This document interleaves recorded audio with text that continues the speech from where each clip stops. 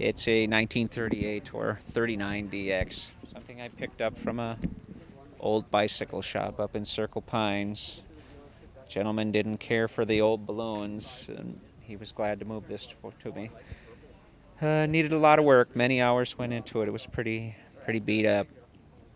The rims were bent, rusted terribly. A lot of polishing compounds to bring the luster back out on the paint, and respoking of new old rims that I was fortunate to find that are correct. The drop center red with white pinstripes.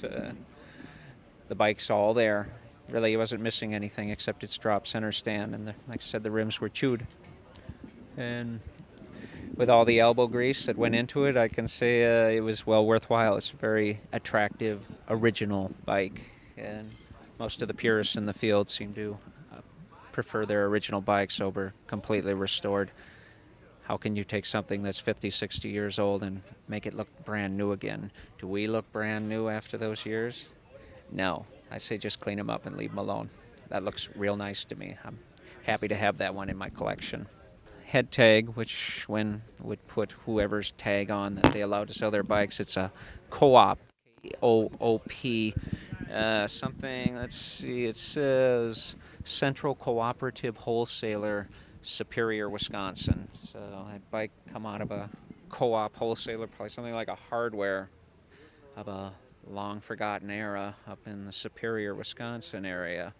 Actually, I'm going up to Duluth here in a couple of days. I'll be inquiring about the co-op. Who knows? Maybe it's still around like an old Western Auto store. If it's there, believe me, I'll be taking a snapshot of the store.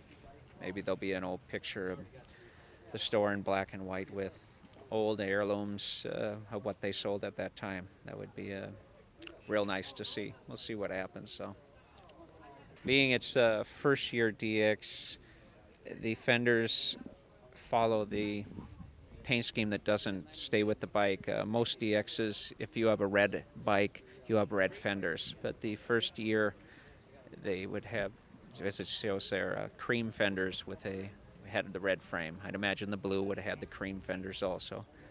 And then the rims, the drop centers, would match the overall color of the red rims with a red frame, which I think ties the bike together real nice. It rides like a dream. Nobody ever bent the front forks. You take your hands off the steering or the handlebars, and she'll plane right out straight, and you can go right down the street. As it looks, though, it's an old war horse. You're going to work to ride that bike, but it's a pleasure. The headlights, correct for the bike. Like I said, everything was there on that bike when I found it. There was a lot of rust, unfortunately, on the top of the headlight. I had to do a little restoration. But that is the headlight that came on the bike. Still, the light that's in there is the same bulb that was in there and everything, even the same plastic lens. It's got a small crack, but that just adds character to it. No, I'm cool there, Brian. pretty lucky on that one. Yeah.